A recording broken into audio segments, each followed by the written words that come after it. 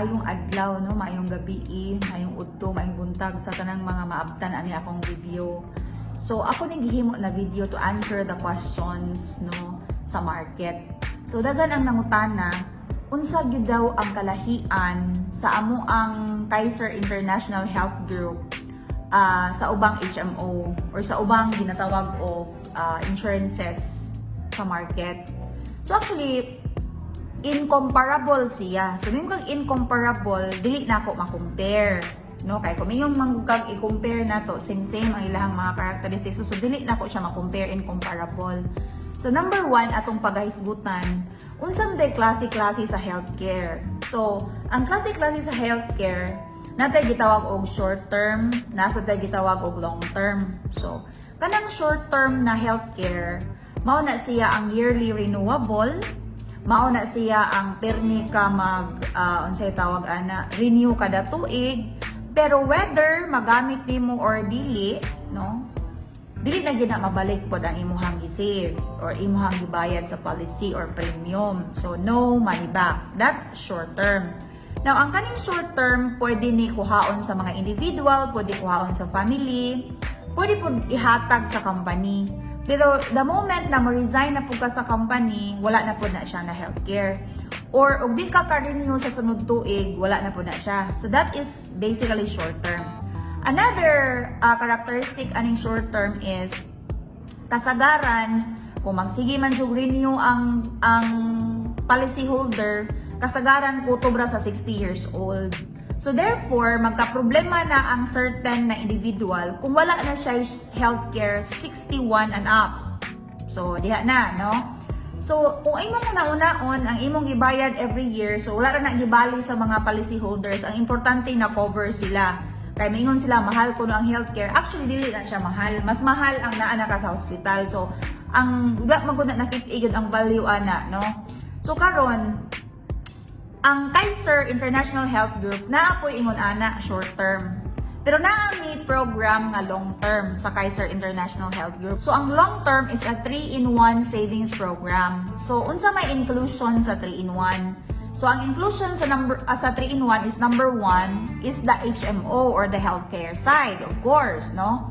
Number 2 is ang kanang imuhang gi-save, which is for 7 years only. Nagtubo na siya, meaning to say naa kay investment side. At the same time, ang number 3 nga inclusion niya is the life insurance protection, which is term. Okay? Term insurance. Okay. So nganong miingon man kog incomparable, kay dili man pud nako siya ma-compare sa life insurance, it's because ang life insurance wala man to healthcare. Naaman siguro, pero riders ang tawag, di ba? So, kani amo healthcare yun ni. Pero naa siya life insurance o naa po siya ginatawag investment side, which is a guaranteed return. Guaranteed siya, no? Of course, di man may makahatag o fixed yun, but we give maximum 10% and minimum 3%. So, unsa may naka-guaranteed niya, there is no zero and negative return. So, kung ako nang i-compare karon ang short term ug ang long term, ang short term, every year na nagbayad ka, wala na kay return. O niya, kutob po, kung gusto ka mag-renew, kutob yun na sa 60 years old. Kani ato ang long term, 7 years ra jud na, pero pwede nimo magamit in your older years, no? Pwede nimo na magamit. So therefore, dili usik sa imong kwarta. Niya sigurado nga naa pa kay makuha nga return sa imong gisave. Okay, that's our long term. Okay, ma'am, daghan mo nautan ako. Unsa man po'y kalahian, ma'am, kaning inyuhang Kaiser sa life insurance. Okay, kaning akong life insurance good, klase-klase pud na siya, actually.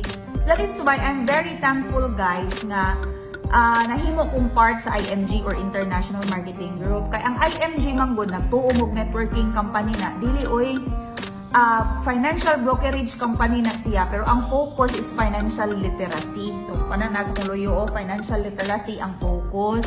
Kay bati manggod ng palit kag produkto or savings program or unsa man na din na mga paper assets nga wa nimo nasabtan, no? So, munang ang IMG ang mupasabot, okay?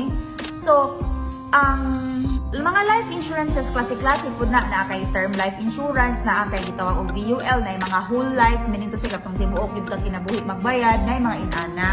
The question is, when you buy, or pagpalit nimo, aware ba ka nga mauna ang klase sa insurance nga imong gipalit? So akong tubag sa question, unsay kalahian or unsay makompare na ko aning Kaiser og life insurance, di gyapon ko makakompare or makahatag lang kog differences. O kana noon, differences ako mahatag.